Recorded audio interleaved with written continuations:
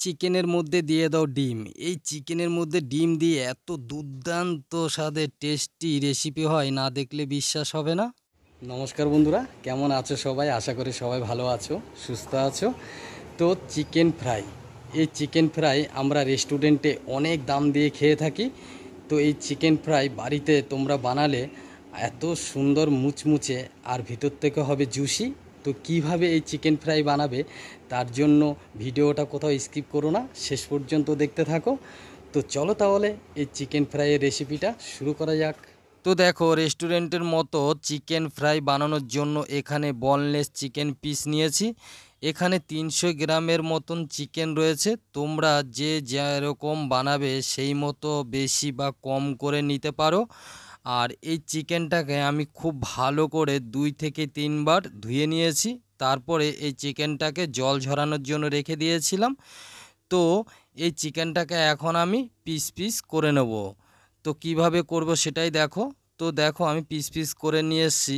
আর এই চিকেনের পিসগুলো একবারেই বেশি মোটা করা যাবে না, আর দেখো একটু পাতলার দিকে রেখেছি।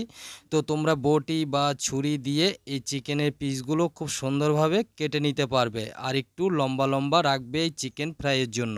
এবার দেখো, চিকেনের মধ্যে দিয়ে দেবো একটা ডিম। তো আমি একটা ডিমকে ফাটিয়ে চিকেনের মধ্যে দিয়ে দিলাম। আর এখানে দিয়ে দেবো সামান্য পরিমাণ হলুদ গুঁড়ো। তো দিয়ে দেবো এবার সামান্য পরিমাণ জিরে গুঁড়ো, দিয়ে দেবো সামান্য পরিমাণ ধনে গুঁড়ো, আর এখানে দিয়ে দেবো সামান্য পরিমাণ কাশ্মীরি লাল লঙ্কার গুঁড়ো, দিয়ে দেবো সামান্য পরিমাণ গোলমরিচ গুঁড়ো। তো এখানে সব বাড়িতে থাকা মশলাই দেব। আর দিয়ে দেবো সামান্য পরিমাণ গরম মশলা গুঁড়ো। আর এখানে দিয়ে দেবো সামান্য পরিমাণ ম্যাগি মশলা। যদি ম্যাগি মশলা বাড়িতে না থাকে তাহলে না দিলেও চলবে বন্ধুরা। আর ম্যাগি মশলাটা দিলে এই চিকেন ফ্রাইটা খেতে দুর্দান্ত লাগে। আর দিয়ে দেবো সামান্য রসুন বাটা, দিয়ে দেবো সামান্য আদা বাটা। এখানে আমি দিয়ে দিচ্ছি সামান্য সোয়া সস 1 চামচ। আর দিয়ে দেবো 1 চামচ ভিনিগার। তো ভিনিগার যদি না থাকে তাহলে লেবুর রস দিয়ে দেবে, তাতে করেও খুব ভালো হবে। আর দিয়ে দেবো 2 চামচ টমেটো সস। তো টমেটো সসটা অবশ্যই দিতে চেষ্টা করবে বন্ধুরা। আর এখানে দিয়ে দেবো 1 চামচ সরিষার তেল। তো সরিষার তেলটা সম্পূর্ণ অপশনাল, না দিলেও চলবে। আর এখানে দিয়ে দেবো দেখো শেষে সামান্য পরিমাণ লবণ। এবার সব কিছুর সঙ্গে চিকেনটা খুব ভালো করে মিশিয়ে নেব। তো একটু ভালো করেই মিশিয়ে নেবে বন্ধুরা। আর হাতে যদি সময় থাকে তাহলে এটাকে তোমরা রেস্টে রেখে দিতে পারো 5 থেকে 10 মিনিট। তো হাতে সময় না থাকলে সঙ্গে সঙ্গে ভেজে নেবে। তো দেখো, আমি 10 মিনিটের জন্য এটাকে রেস্টে রেখে দিলাম। এবার দেখো বন্ধুরা, বাইরের পুডিংয়ের জন্য এখানে আমি ছোট বাটির হাফ বাটি ময়দা নিয়ে নিলাম। আর এই ময়দার মধ্যে আমি দিয়ে দেবো 1 চামচের থেকেও সামান্য বেশি কর্নফ্লাওয়ার। আর এখানে দিয়ে দেবো হাফ চামচ গোলমরিচ গুঁড়ো, দিয়ে দেবো হাফ চামচ কাশ্মীরি লঙ্কার গুঁড়ো, আর দিয়ে দেবো সামান্য পরিমাণ গরম মশলা গুঁড়ো, আর শেষে দিয়ে দেবো সামান্য লবণ। এইবার আমি সব কিছু খুব ভালো করে মিশিয়ে নেব। তো সব কিছুর সঙ্গে খুব ভালো করে মিশিয়ে নিতে হবে এটাকে। আর দেখতেই পাচ্ছ খুব সুন্দরভাবে মিশিয়ে নিলাম। তো আমি 10 মিনিট পরে ফিরে এলাম।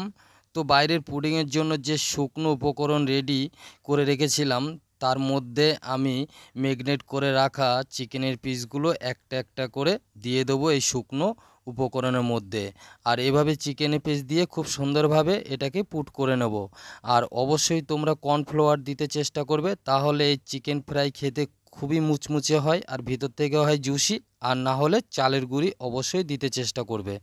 তো এভাবে দেখো, আমি সবগুলো চিকেনের পিস খুব সুন্দরভাবে পুট করে নিলাম। আর এই পুডিংটা করে বেশিক্ষণ রাখা যাবে না, সঙ্গে সঙ্গে ভেজে নিতে হবে।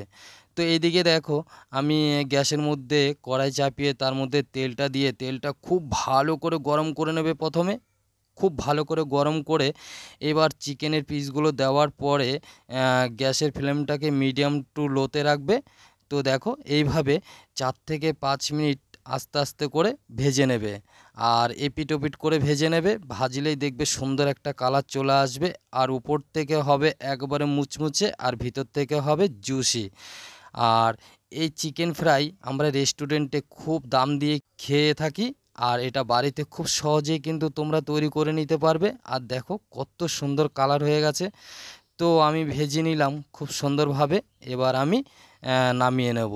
তো এগুলো ভেজে নিতে 4 থেকে 5 মিনিট সময় লাগে বন্ধুরা। এর মধ্যে কিন্তু খুব সুন্দরভাবে এই চিকেন ফ্রাইগুলো ভেজে নেওয়া যায়।